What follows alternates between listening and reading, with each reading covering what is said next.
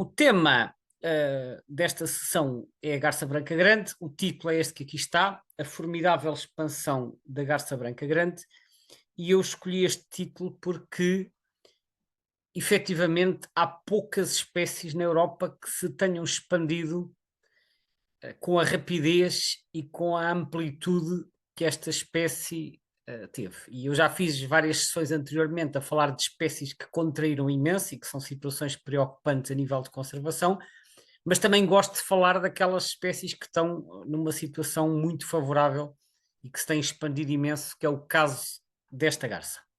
E hoje vamos ficar a conhecer realmente como é que a situação da espécie evoluiu ao longo dos últimos 50 anos, porque de facto é um caso, não vou dizer único, porque há mais, enfim, haverá mais 2 ou 3 espécies que também se expandiram com esta magnitude, mas é um caso entre muito poucos, como vamos ficar a ver. Então vamos começar por conhecer aqui a protagonista da sessão de hoje, que é a garça branca grande. Esta ave que aqui está é uma ave pertencente à ordem Pelecaniformes. Os livros mais antigos até há 20 ou 30 anos, colocavam as garças todas na ordem dos Ciconiformes, que foi uma classificação dada pelo Linneu. Portanto, as pernaltas grandes iam todas parar às Ciconiformes. Ele achou que as garças eram aparentadas às cegonhas, mas hoje em dia sabe-se que não, e as garças estão na mesma ordem dos pelicanos, estão nos pelecaniformes, e as cegonhas não, as cegonhas continuam nos ciconiformes. O nome científico é Ardea alba, já vamos falar melhor disto. É uma ave bastante grande, é praticamente do tamanho de uma garça real, 85 a 102 centímetros, isto é o tamanho da ponta do bico à ponta da cauda. Eu por acaso não tenho a certeza se esta dimensão inclui ou não o comprimento das patas, julgo que não, mas que abrange o pescoço quando está esticado. O pescoço desta ave também é muito longo. Envergadura, portanto, a distância entre as extremidades das asas abertas, 1,40 m, às vezes até pode ser um bocadinho mais. Isto dá para ter uma noção que é uma ave já de um tamanho considerável. É uma ave ligada às zonas úmidas. Eu pus aqui zonas úmidas variadas, porque realmente elas podem aparecer em paúis, em lagoas, em salinas, em albufeiras, portanto, podem aparecer em água doce ou em água salobra, em rios, são bastante ecléticas. Aliás, as espécies que são ecléticas normalmente são aquelas que se conseguem adaptar melhor às alterações que vão acontecendo nos habitats, enquanto que as espécies muito seletivas têm mais dificuldade em se adaptar. Em relação à alimentação, esta garça alimenta-se principalmente de peixes, portanto andam ali à pesca, podem também capturar outros organismos aquáticos. O ninho é normalmente numa árvore ou num arbusto, embora ocasionalmente possa ser no solo. A dimensão da postura é bastante variável, pode ir de 1 a 6 ovos em média, ou pelo menos é a postura mais frequente, serão 3 ovos, e a incubação dura quase um mês, entre 3 semanas e 4, portanto 23 a 27 dias são os valores que estão registados para esta espécie. O nome científico, então, Ardea alba, é um nome muito fácil de entender, porque vem do latim. Ardea significa garça em latim, e alba é, desculpem, a seta está um bocadinho fora do sítio, alba significa branca, que é o feminino de albus, que significa branco também em latim. Portanto, Ardea alba significa garça branca, não tem aqui grande dificuldade em entender este nome. O nome Ardea alba foi dado pelo nosso amigo Carl Linnaeus, o naturalista sueco de quem já falamos várias vezes, está aqui, protónimo é o nome original, Ardea alba de Linnaeus. Reparem, não tem o parênteses, portanto, o nome científico completo tem 4 elementos, que é o género, a espécie, o nome da pessoa que descreveu a espécie e o ano da descrição. Tem fica entre parênteses o terceiro e o quarto elemento quando o género mudou em relação ao original. Neste caso, o género é o género original, Ardea alba, dado pelo Linnaeus. A localidade tipo está apenas referido como Europa, não se conhece o local exato, porque às vezes as descrições do Linneu nem sempre indicavam o local. Isto é a informação que está no Birds of the World, mas é preciso referir que, embora esta espécie tenha o nome original dado pelo Linneu, esta espécie já andou a passear, digamos assim, por outros géneros. E em bibliografia não muito antiga, podemos encontrar pelo menos mais dois nomes, Casmeródios albos e Egreta alba. Por exemplo, o guia Collins, a primeira edição do guia Collins, que em português foi editada pela Cepeia, aparece com o nome Egreta alba. E o livro Aves de Portugal, a Ornitologia do Território Continental, de que eu sou coautor, a espécie figura lá como Casmeródios albos. Ela já andou a saltitar e os taxonomistas, até muito recentemente, têm tido muitas dúvidas em que género é que esta espécie deve ser classificada. De acordo com as revisões mais recentes dos últimos anos, ela voltou às origens, digamos assim, voltou, depois de ter estado como Casmeródios e como Egreta, voltou às origens, mas eu recordo-me que ainda não há muitos anos a AERC, que é a Associação Europeia de Comitês de Raridades, colocou esta espécie no género Egreta, a dizer Egreta alba, mas nós não temos bem a certeza se isto é a melhor solução. Portanto, é uma espécie que tem suscitado algumas dúvidas quanto à sua classificação, daí que, embora atualmente esteja no género Árdia, portanto seja Árdia alba, não me surpreenderia que no futuro voltasse a sair daqui. Portanto, eu estou a referir estes nomes para vocês não estranharem se por acaso ao consultar algum livro que já tenha alguns anos, vos aparecer um destes dois nomes que aqui está, Casmeródios albos ou Egreta alba, são apenas alterações, revisões taxonómicas, mas são sinónimos para este nome, que atualmente é o nome aceito quer pelo Birds of the World, quer pelo IOC. Ora, aqui falando um pouco da identificação, nós aqui temos duas imagens à direita da ave pousada. Vamos ver primeiro a da direita. A da direita diz aqui ADNB. ADNB significa Adult Non-Breeding. Non-Breeding quer dizer não nidificante, ou seja, é uma ave que não se está a reproduzir. É uma ave que nós conhecemos, é aquilo que habitualmente vemos nessa espécie, uma ave com plumagem totalmente branca, pescoço muitas vezes mantido em posição vertical extremamente longo, e depois bico amarelo e patas pretas, embora aqui com as bases às vezes ligeiramente amareladas. Isto é a imagem típica e quase sempre quando vemos uma garça destas ela está com esse aspecto. E tem aqui um pormenor curioso, isto é aqui do guia do Rob Hume, que saiu em 2021, tem aqui um pormenor curioso por baixo do Adult Non-Breeding. Reparem, maio até abril. Isto não é um erro. Isto é maio até abril, portanto é um período de 12 meses. O que é que isto significa? Significa que elas podem aparecer com este aspecto, desculpem, não é plumagem, com este aspecto ao longo de todo o ano, desde maio até abril. Porquê é que ele põe maio até abril e não põe, por exemplo, janeiro a dezembro?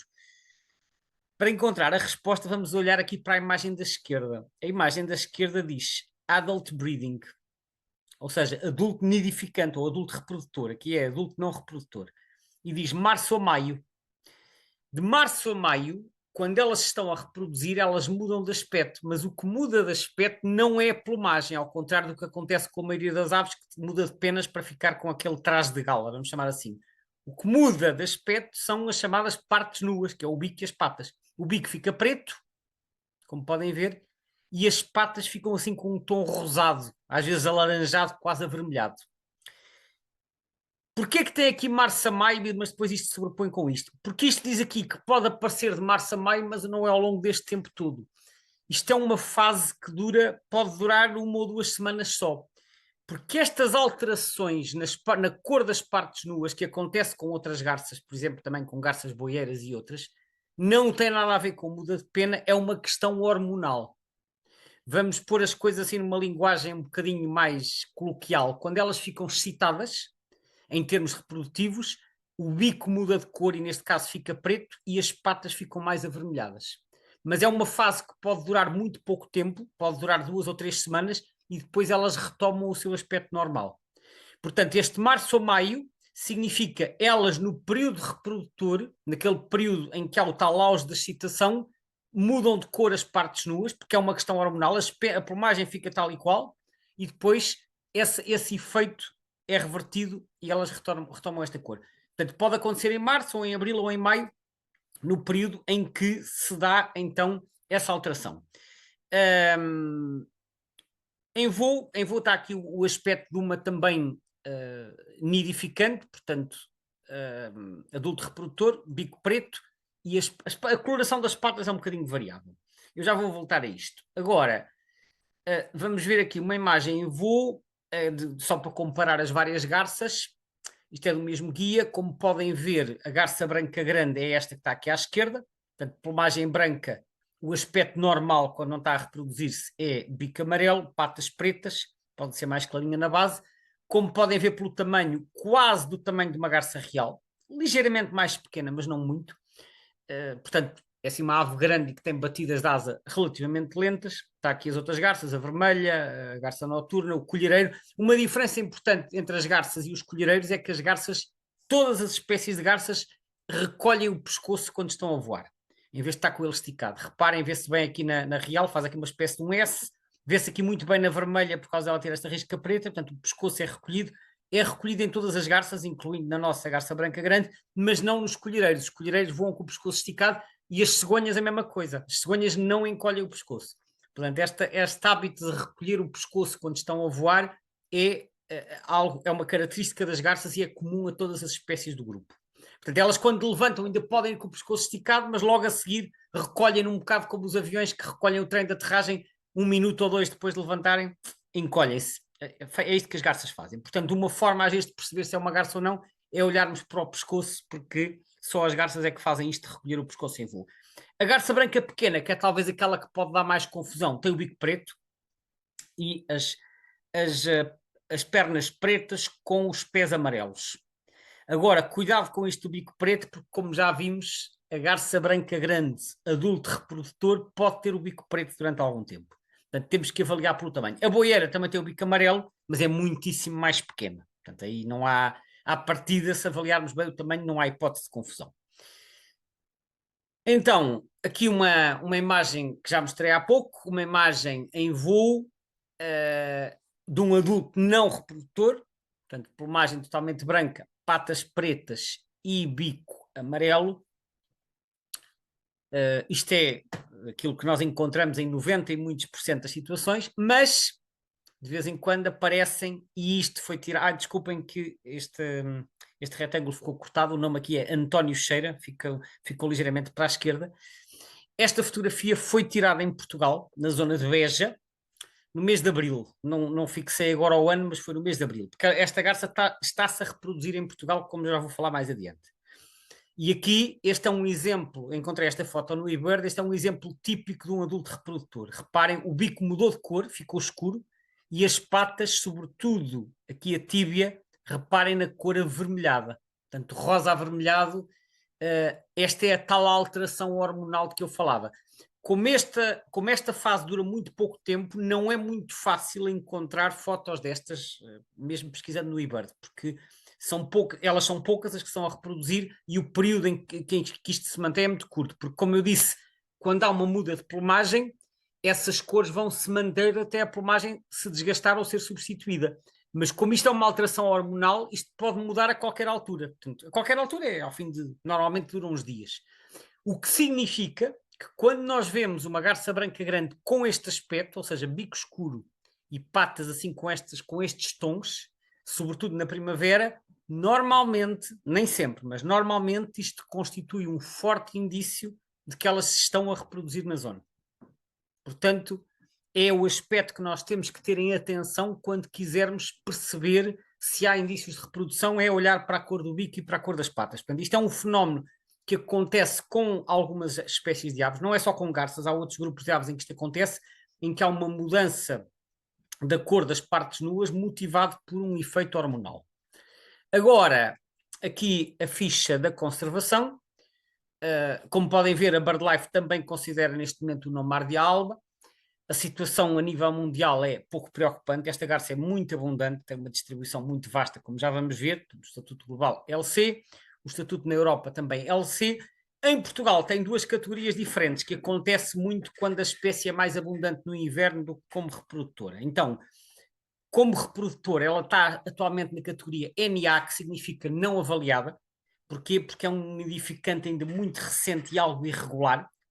Portanto, como nidificante, que é o que significa este ano pequenino, está não avaliada, e como invernante, o estatuto atual da ameaça é NT. O NT significa Near Threatened em inglês, que em português é quase ameaçada. O NT, esta bolinha que está aqui ao lado do LC, não está ameaçada, porque ameaçada é só se estiver numa destas três categorias, que é vulnerável, EN, que é endangered, em perigo, ou criticamente em perigo.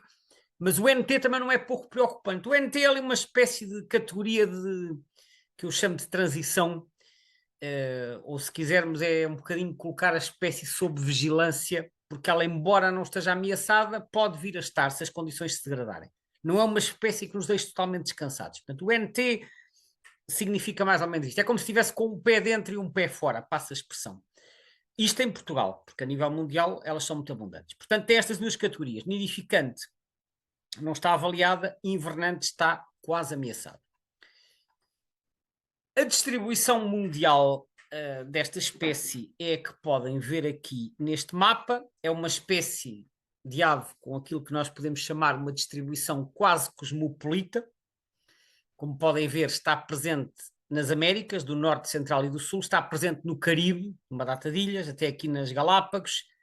Na África está presente no Norte e depois na África tropical, só não há aqui no deserto do Saara, mas tem uma distribuição vasta em África. Na Ásia, também uma distribuição vasta, quer na parte sul dos Himalaias, portanto, aqui na região Indo-Malaia, que vai desde a Índia, sul da China, Indochina, Indonésia, quer a norte, embora aqui seja migradora, que é o que indica este tom salmão, portanto, uma grande parte da China, Cazaquistão, Mongólia, etc., e depois ainda a Austrália e Nova Zelândia. Na Europa, já vou falar melhor da Europa. Na Europa, quando nós olhamos para este mapa, vemos aqui uma distribuição um bocadinho fragmentada. Mas este mapa está muitíssimo desatualizado, que eu já vou falar disto mais em pormenor. Eu só mostrei este para vos dar uma noção da distribuição mundial. Está presente em todos os continentes, só não está presente na Antártida e nas zonas de latitude muito elevada. Portanto, aqui no norte da Europa e na Groenlândia, Canadá, parte norte da Rússia, aí não há. Mas de resto, nas regiões temperadas e tropicais, está em quase todos os países, é uma espécie com uma distribuição muito vasta. Para na Europa, eu para fazer o zoom fui buscar o mapa da BirdLife. Ora, o mapa da BirdLife tem umas cores um bocadinho diferentes, a legenda está em baixo, portanto, amarelo é native breeding, significa que é estival reprodutora, azul é invernante e verde claro é zonas de passagem, verde escuro supostamente residente. Bom, este mapa que está na BirdLife não tem nada a ver com a realidade atual, absolutamente nada. Estes mapas da BirdLife, infelizmente, em muitos casos, e sobretudo para as espécies que não estão ameaçadas, são mapas que retratam a situação há 30 anos ou mais. Eu já escrevi para lá mais do que uma vez, enfim, a solicitar que os mapas fossem atualizados, porque para mim não faz muito sentido colocar mapas online e depois deixá-los desatualizar muitos anos, mas eles respondem-me que não têm recursos para atualizar tudo e que estão a dar prioridade às espécies ameaçadas. Pronto, eu entendo isso, mas faz-me um bocado de pena olhar para isto e ver que não tem paralelo com a realidade atual. Eu não sei dizer exatamente a que ano é que isto se refere, porque os mapas não têm data, mas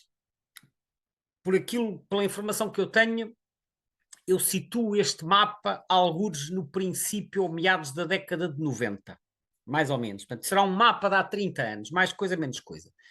E há 30 anos, como vocês podem ver, a espécie praticamente tinha aqui dois núcleos de reprodução, na Hungria e na Ucrânia.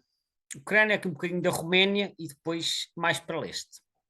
E no resto da Europa era passagem, depois umas zonas de invernada aqui nos Países Baixos, Bélgica, França, Turquia e uns pozinhos na Península Ibérica. Eu, por acaso, a primeira vez que vi esta espécie foi em 1990 na Hungria, numa viagem que eu fiz pela Europa. Em Portugal esta espécie era praticamente desconhecida e eu na Hungria visitei aqui duas reservas, uma era um lago perto de Budapeste, que era o Lago Velance, e o outro era um parque nacional que existe no leste, que é o Parque de Ortobágio. E no Lago Velance eu vi, se a memória não me falha, para aí umas 80, porque elas na Hungria já na altura eram bastante comuns. Foi a primeira vez que eu vi a espécie. E em Portugal, como eu disse, não havia. E este mapa retrata a situação da altura. A situação atual já vão ver. Mas eu estou a deixar isto aqui para vocês verem. Estes dois núcleos, Hungria, e eu já vos vou dizer porque é que eu situo isto no início dos anos 80, de 90, não é por acaso. Portanto, Hungria e Ucrânia, grosso modo, era a distribuição como nidificante. Depois é assim uma distribuição um bocado espalhada como inverno. Isto do Norte da África, que está aqui como residente, eu enfim, não tenho informação que me permita confirmar isto, não sei sequer se isto não era um engano, as distribuições do Norte de África nesta altura eram muito mal conhecidas. Eu penso que este mapa virá do Birds of Western Palearctic, que no caso das garças foi publicado nos anos 70, portanto vejam, há quase 50 anos. Bom, aqui um mapa com presenças, isto é só presenças, do primeiro Atlas Europeu, está cá em cima, distribuição na Europa, EBBA1. EBBA significa European Breeding Bird Atlas 1, que foi feito na primeira metade dos anos 90 e que foi publicado em, salvo erro, em 97 ou 98, foi por aí. Ora, se nós olharmos para aqui, portanto, as bolinhas mais escuras são nidificação confirmada. Nós vemos aqui dois núcleos, um na Hungria e outro na Ucrânia, que desce um bocadinho aqui para a Roménia. Por isso, portanto, isto corresponde, grosso modo, às manchas amarelas. Eu vou até mostrar-vos o mapa anterior. Reparem, Hungria, tem aqui esta manchinha, e depois Ucrânia a descer um bocadinho para a Roménia.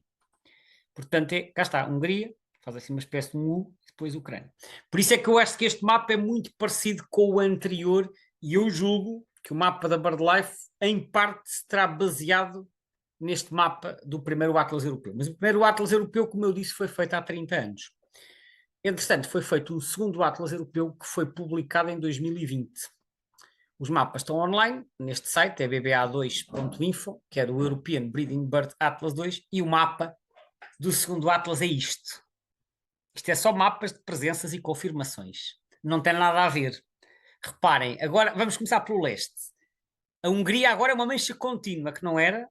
A Ucrânia já não está separada, porque isto agora liga aqui, já chegam à Polónia, aos países bálticos, já entraram na Finlândia, estão aqui na Bielorrússia, ocuparam a Bielorrússia toda, a Moldávia, a Roménia, entram na Bulgária, chegam aqui à Albânia, portanto, e depois aqui República Checa e Eslováquia. Portanto, no leste isto é praticamente um contínuo. Agora vamos andar para o oeste. Itália, vejam bem a quantidade de bolinhas no norte de Itália, Suíça, Dinamarca, norte da Alemanha, Países Baixos, Bélgica, Inglaterra, França, muitas bolinhas em França, por todo o país, e depois a quantidade de bolinhas em Portugal. Desculpa, em Espanha. Até aqui nas Baleares. Só as bolinhas escuras é que são confirmações. Portanto, as roxas escuras são prováveis, as clarinhas são possíveis. Em Portugal aparece só aqui duas cinzentas a dizer not reported, portanto eu não sei muito bem interpretar, porque não há aqui praticamente mais bolinhas cinzentas no mapa. Não sei se são observações de não nidificação, não sei o significado. Mas pronto, independentemente da situação de Portugal de que já vamos falar, reparem, eu vou-vos mostrar o mapa anterior. O primeiro mapa é este. Portanto, Hungria, Ucrânia, Roménia, e o segundo é este. E agora, como sempre acontece nos mapas do Atlas Europeu, eles têm um mapa de comparação, que é o tal com azuis e castanhos, que é o que eu vos vou mostrar agora depois de ter visto estes dois mapas. Aqui está. Eu já vos mostrei mapas destes para várias espécies, em que nos casos tem um bocadinho mais de azul, noutros casos um bocadinho mais de cor de laranja. Eu recordo, para quem não sabe, azul é onde a espécie apareceu do primeiro mapa para o segundo, cor de laranja é de onde desapareceu e cinzento é onde se mantém. Este mapa é um mar azul, praticamente. Nós só temos cinzentos na zona onde elas estavam nos anos 90, que é aqui na Hungria, na Ucrânia e no litoral da Roménia. O resto da Europa está tudo azul. Temos aqui uns vermelhos no sul da Ucrânia, talvez a zona onde a espécie já diminuir, de resto um ou outro de laranja aqui também, mas de resto isto é azul. Portanto, reparem, eu praticamente não tenho mostrado nenhum mapa aqui que tenha esta proporção de azuis. Esta espécie colonizou a quase totalidade da Europa. Portanto, em 30 anos, saiu de onde estava, que era da Hungria e da Ucrânia e da Roménia, e olhando para este mapa, praticamente não há nenhum país da Europa onde elas não estejam. Até na Suécia estão. Talvez não estejam na Irlanda e na Noruega, que já são aqui muito, muito distantes, porque de resto estão em praticamente todos os países da Europa. Isto é uma expansão gigantesca, tendo em conta que aconteceu entre o primeiro e o segundo Atlas, eu acho que foram 25 anos de diferença. Portanto, é o que nós temos aqui. Isto é uma expansão, de facto, digna de nota. Daí o título para esta sessão. Mas vamos continuar. Vou-vos mostrar a situação em Espanha. Em Espanha, este é o mapa do segundo Atlas. O segundo Atlas de nidificantes em Espanha foi feito entre 1998 e 2001, ou 2002, e foi publicado em 2003. Neste é o mapa de confirmações de reprodução. Nós só tínhamos aqui nidificação em 2 sítios. Este aqui, que é o Delta do Ebro, na província de Tarragona, na Catalunha, e aqui nas marismas do Guadalquivir, em Doñana. Portanto, entre o Elva e Sevilha. A primeira confirmação em Espanha foi no Delta do Ebro, em 1997. Portanto, é posterior ao primeiro Atlas, mas anterior ao segundo. Portanto, por volta do ano 2000, a situação em Espanha era esta. O terceiro Atlas, que é feito 20 anos depois, mostra-nos isto. As bolinhas azuis são os sítios onde a espécie apareceu de novo. Vermelho onde desapareceu aqui num cantinho do Delta do Ebro, mantém-se, e entretanto colonizou aqui, desculpem, isto é Navarra, estas bolinhas aqui em cima, várias zonas na meseta sul, portanto Extremadura e Castela-A Mancha, costa do país valenciano, Baleares, aqui a ilha de Maiorca, e, acima de tudo, que é o que salta mais à vista, Andaluzia. Andaluzia com um grande, enorme destaque aqui para as marismas do Guadalquivir, que tinham uma bolinha no Atlas anterior e agora deve ter aqui, não as contei, mas são certamente mais de 20. Portanto, isto é a província do Elva, Sevilha e Cádiz. E depois outras bolinhas dispersas na Andaluzia. Portanto, em 25 anos, 25, o panorama em Espanha mudou, como está assim, de uma espécie que praticamente não existia e agora está de norte a sul. A distribuição não é contínua, porque o habitat também tem os seus requisitos, e além disso este Atlas não cobriu a Espanha toda, as bolinhas cinzentas são zonas que não foram visitadas, portanto, eventualmente haverá mais, mas o crescimento foi gigantesco. Ora, em Espanha, a CEO, que é a Sociedade Espanhola de Ornitologia, que está aqui o símbolo em baixo, a CEO BirdLife, costuma fazer umas monografias muito interessantes que estão disponíveis no site com estudos e censos que eles vão fazendo a diversas espécies. E eles têm um plano de censos muito bem feito, que já está feito até 2030 ou mais, e em cada ano eles censam uma espécie ou um grupo de espécies. Eles não podem censar as espécies todas todos os anos, porque são muitas, e então vão rodando entre os vários grupos. E então, em 2020 e 2021, eles fizeram um censo das garças, todas as espécies de garças em Espanha, por isso é que aparece aqui a garça noturna. Aliás, este censo era para ser feito só em 2020. O que aconteceu em 2020, como vocês sabem, devido ao Covid, houve muitas restrições, principalmente em março e abril, e depois também ainda no resto da primavera, e isso acabou por condicionar muito a mobilidade das pessoas e a realização de contágios do exterior, até porque as restrições em Espanha foram muito, muito severas, e portanto o censo acabou por ser feito em 2 anos, uma parte em 2020 e uma parte em 2021. Normalmente eles fazem os censos todos num só ano. Portanto, este foi o resultado dos censos de garças, já tinham feito um em 2011. Portanto, o documento tem 60 ou 70 páginas, eu agora vou só mostrar aqui aquilo que é relevante e que tem a ver com a garça branca grande. Ora, em 2020, agora não sei se isto se refere a 2020 ou 2021, mas eles têm aqui um mapa com as localidades de cria, mas com as bolinhas de vários tamanhos que se referem ao número de casais, está aqui na legenda. Eu mostrei-vos que havia alguns casais em Navarra, mas em Navarra, que é esta zona aqui em cima, as bolinhas são pequeninas, que é um casal. Está aqui a bolinha mais pequenina. As bolinhas maiores são no Delta do Ebro, que é esta zona aqui, e depois aqui nas lagoas de Castela-La Mancha, são as lagoas de... peço desculpa, agora não me recordo o nome, mas é as tábuas de Daimiel e outras lagoas aqui nesta província, que é Ciudad Real. São só as bolinhas maiores. Portanto, maior que 10 casais. São as principais colónias. Claro que a gente olha para este mapa e há aqui uma coisa que salta à vista. Possivelmente vocês já se aperceberam. Então, em Andaluzia, eu ainda agora chamei a atenção que havia muitas bolinhas aqui na Andaluzia, e então no censo de garças, eles têm na Catalunha, têm em Navarra, têm no país valenciano, têm na Extremadura, na Meseta e não há na Andaluzia. É verdade. O que é que acontece? Em 2021, esta garça não se reproduziu na Andaluzia. Porquê? Porque as marismas do Guadalquivir, que é o Parque Nacional de Doñana, são uma zona em que os níveis de água variam imenso devido à variação dos regimes de pluviosidade. Portanto, em anos úmidos, a zona fica inundada, a marisma.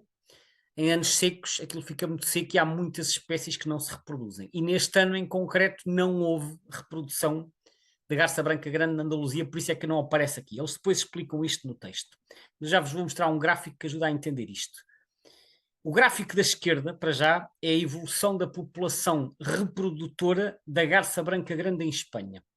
Como eu disse, o primeiro caso foi em 1997. Quando chegamos a 2011 já havia 53 casais, isto é o número de casais, e neste censo 2020-2021 aumentou para 77 casais. Mas este valor de 2021 até é bastante modesto, porque no gráfico da direita, que está no mesmo relatório, isto mostra a evolução do número da população reprodutora, portanto é o número de casais de garça branca grande nas marismas do Guadalquivir. E vocês reparem bem, isto, lá nas marismas há uma equipa que todos os anos faz estas contagens das aves que se produzem lá, das coloniais. Reparem bem estas oscilações. Tem anos que há muitas, sobretudo aqui em 2016 e 2017, que tinham sido anos chuvosos, superou os 100 casais, só nas marismas do Guadalquivir, portanto são em Donhana, mas depois nos anos seguintes caiu para zero. Depois em 2020 ainda houve aqui 28 e em 2021, segundo creio, não houve nenhuma. Portanto, em Donhana são frequentes os anos em que esta garça não se reproduz. Isto acontece com flamingos e com outras espécies que são muito sensíveis ao nível da água. Portanto, o que é que isto significa? Significa que fazer um censo num determinado ano pode nos dar valores mais altos ou mais baixos, consoante as circunstâncias particulares daquele ano tenham sido mais favoráveis ou menos favoráveis à reprodução daquela espécie. Portanto, eles no relatório explicam, em Donhana, neste ano não se reproduziu nenhuma, por isso é que o total nacional é 77, mas se tivesse sido um ano como 2016, se calhar o total nacional passava às 200. Portanto, há muitas flutuações e as aves vão escolhendo os sítios onde se reproduzem em função dos níveis de água, e se não houver condições não se reproduzem de todo. Portanto, para nós avaliarmos estes números, temos que também ter presente estas flutuações, e acontece muito com aves coloniais. Por exemplo, aqui no Alto Alentejo há uma barragem onde se reproduzem diferentes espécies de garças, que aliás eu depois já vou falar da garça branca grande também, e há lá uma colónia que é nos salgueiros que ficam dentro d'água, mas quando a albufeira está muito baixa, que foi o que aconteceu há 3 ou 4 anos, esses salgueiros ficam a seco e não há reprodução nem de boieiras, nem de brancas, nem de nada. Portanto, elas só se vão reproduzir quando aquilo está dentro d'água. Em Donhana acontece a mesma coisa e noutros sítios acontece, em certos paúis, em certas albufeiras. Portanto, estas espécies precisam de ter determinadas condições para se reproduzir. Portanto, é normal haver estas flutuações nas espécies que precisam destas condições. Bom, vamos falar um bocadinho da situação em Portugal. Esta espécie é de aparecimento muito recente em Portugal. Na primeira metade do século XX era completamente desconhecida.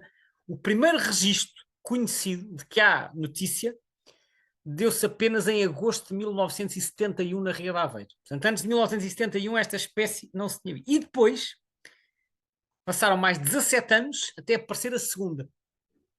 Ou seja, é preciso chegarmos a 1988, quando aparece uma no pulo do Boquilobo, que fica no Ribatejo, ali perto da Golgã.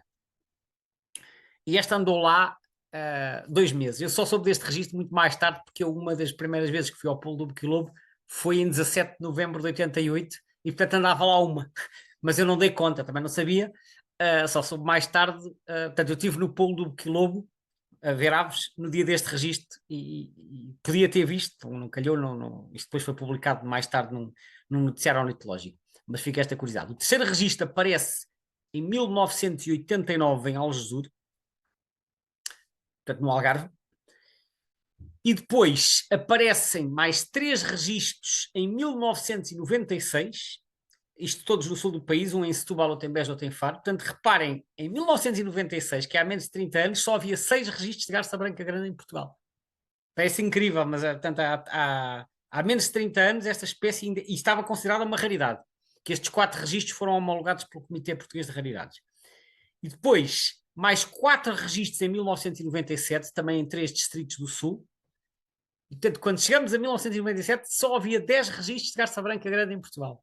Parece mentira, mas é mesmo assim. Esta espécie era muito difícil de ver. Eu acho que a primeira vez que vi esta espécie foi em 1900 eu acho que vi em 97 ou 98. E foi na Beira Alta, que elas eram muito raras na região de Lisboa, etc. Entretanto, depois o número de registros começou a aumentar muito rapidamente e a partir de 1998 o Comitê Português de Raridades dispensou a homologação. Ou seja, o Comitê decidiu que esta espécie deixava de ser considerada raridade. Efetivamente, a partir deste ano, o número de registros disparou em flecha. E segundo o livro Ornitologia do Território Continental, que eu falei há pouco, o Aves de Portugal, até 2003 já havia 78 registros. Portanto, a partir daqui começou a haver talvez 10 ou 20 registros por ano. De repente começaram a aparecer. Isto acontece com a tal expansão na Europa, e eu recordo que a partir de 1997 elas começam a nidificar em Espanha. Portanto, até 2003 já havia 78 registros. Em 2007, nas contagens de aves invernantes publicadas pelo CEMPA, que é o Centro de Estudos de Migração e Proteção de Aves, pertence ao ICNF, já foram contadas 60 aves só neste ano. E atenção que as contagens do CEMPA incidem sobretudo sobre patos e limícolas, não incidem sobre garças, mas eles vão sempre registando as aves, outras aves que encontram e, portanto, mesmo sem ser um censo completo, em 2007 havia 60.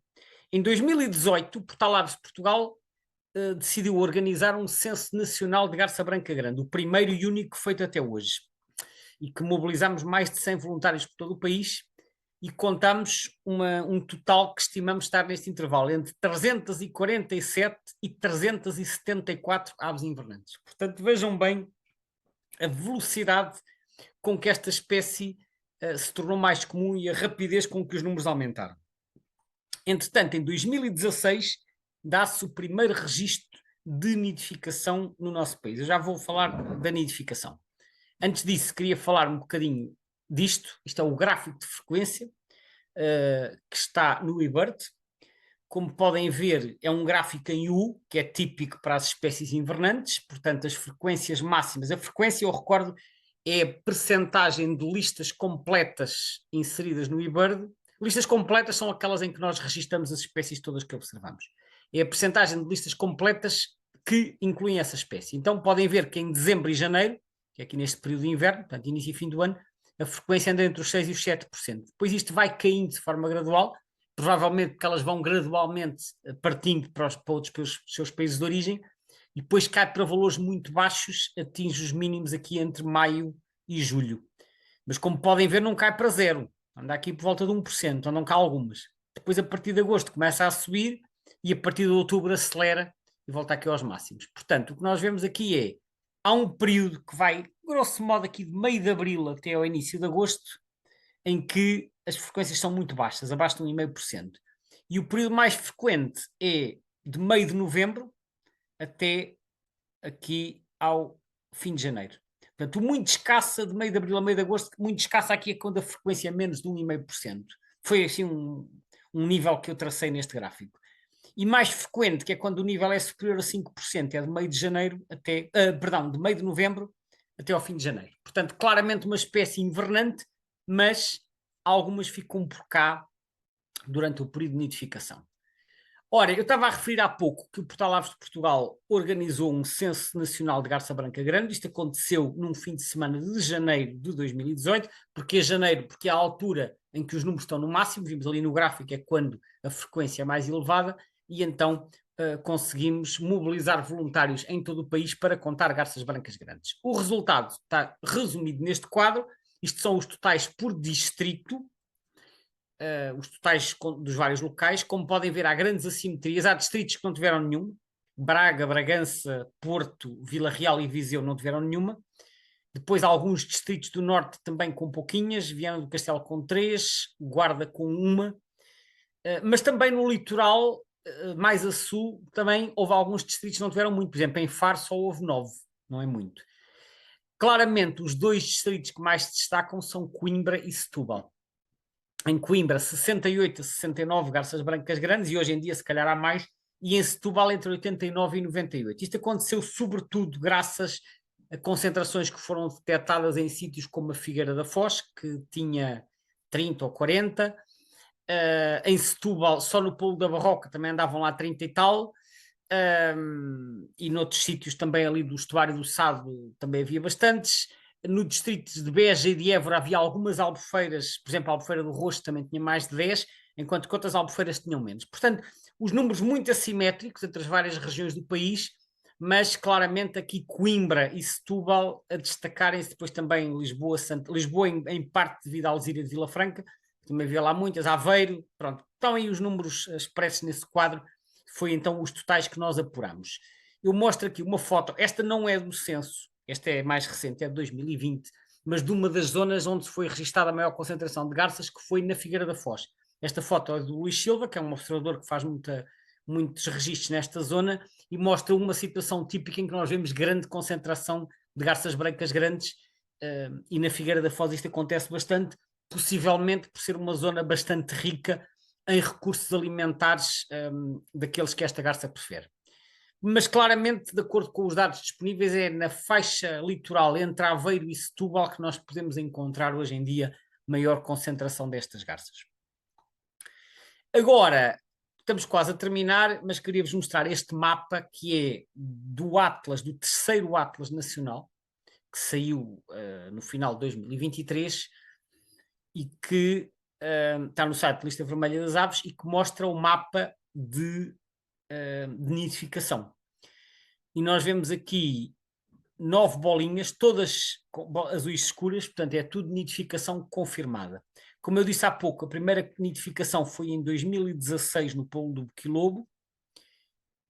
Neste mapa não aparece o Boquilobo representado, portanto, se calhar no período do Atlas, até acho um bocadinho, enfim, estranho, porque o Atlas foi de 2015 a 2021, portanto, supostamente até haveria aqui uma bolinha no Boquilobo, eu não sei porque é que não apareceu aqui neste mapa, mas os outros sítios que vemos aqui são a Lagoa de Óbidos, aqui em cima, aqui é o estuário do Tejo, aqui é provavelmente a Lagoa de Santo André, e as outras bolinhas são albufeiras diversas no interior alentejano. Esta aqui mais perto da fronteira possivelmente é a Alqueva, as outras não sei, não tive a ver as quadrículas, mas provavelmente o Roxo ou a Lagoa dos Patos ou a Odivelas e aqui albufeiras do distrito de Évora. Mas há 2 anos, em 2023, eu tive a oportunidade de confirmar nidificação na barragem do Caia, que é aqui no Alto Alentejo, distrito de Porto Alegre, numa colónia mista com outras garças, com boieiras e reais, etc. Portanto, é claro que com a rapidez com que esta garça se tem estado a expandir, é provável que vão aparecendo novos locais de nidificação, tal como aconteceu em Espanha. Portanto, este mapa retrata a realidade na altura em que fechou o terceiro Atlas, que foi em 2021, mas elas estão-se a expandir e, portanto, eu diria de facto que é provável que venham a ser encontrados novos casos. Portanto, como eu disse há pouco, o primeiro indício que nós podemos ter de que há garças brancas grandes a reproduzir-se, para além, obviamente, de aparecerem, por exemplo, em maio, que é uma altura em que andam cá muito poucas, é a tal alteração da cor do bico e das patas, é um indício de que pode haver reprodução nas proximidades. Vamos então ver agora a ficha resumo acerca desta espécie. Vimos que a garça branca grande tem uma distribuição quase cosmopolita, está presente em todos os continentes, exceto na Antártida, e está ausente das regiões árticas também, mas de resto está presente um pouco por todo o mundo. Vimos que na Europa há 30 anos ocorria apenas no leste, nomeadamente na Hungria, na Ucrânia e na Roménia, nos anos 90, e que, entretanto, desde então para cá houve uma enorme expansão, quer para norte, quer para oeste e até um pouco para sul. Vimos que a espécie é parcialmente migradora, que isso também aparece refletido, por exemplo, naquele mapa de frequência que nos mostra que elas são muito mais numerosas. Aliás, eu não referi, mas sei que há casos de observações de garças com anilhas coloridas nas patas, salvo erro oriundas da Hungria, que continua a ser um dos países mais importantes para esta espécie. Vimos a situação em Espanha, em que começou a nidificar no delta do Ebro em 1997 e que atualmente nidifica em várias regiões, estando a principal população no sul, na Andaluzia, nas marismas do Guadalquivir, mas vimos que nessa região há muita irregularidade na nidificação devido às flutuações de precipitação. Quanto a Portugal, vimos que o primeiro registro foi em 1971, portanto é muito recente, pouco mais de 50 anos, e que a espécie era considerada muito rara até 1997, depois deixou de ser raridade. Atualmente a população invernante, de acordo com o censo de 2018, deve compreender várias centenas de casais, e a espécie começou a reproduzir-se no nosso país em 2016 e atualmente conta, segundo o Atlas, com uma população de 13 casais nidificantes. E, resumidamente, e vimos também aquilo no mapa que eu mostrei do Atlas Europeu, esta espécie está em expansão, não é só cá, nem só em Espanha, é em toda a Europa. Vimos aquele mapa que comparava os dois Atlas, que era quase todo ele pintado de azul. Esta garça é, sem dúvida, um caso de sucesso, de enorme sucesso, em termos de se conseguir adaptar e colonizar novas regiões onde antes não ocorria. Chegamos ao final da apresentação, espero que tenham gostado de ficar a saber um pouco mais acerca desta garça e da sua invulgar e grande expansão. fico agora à disposição para as vossas questões.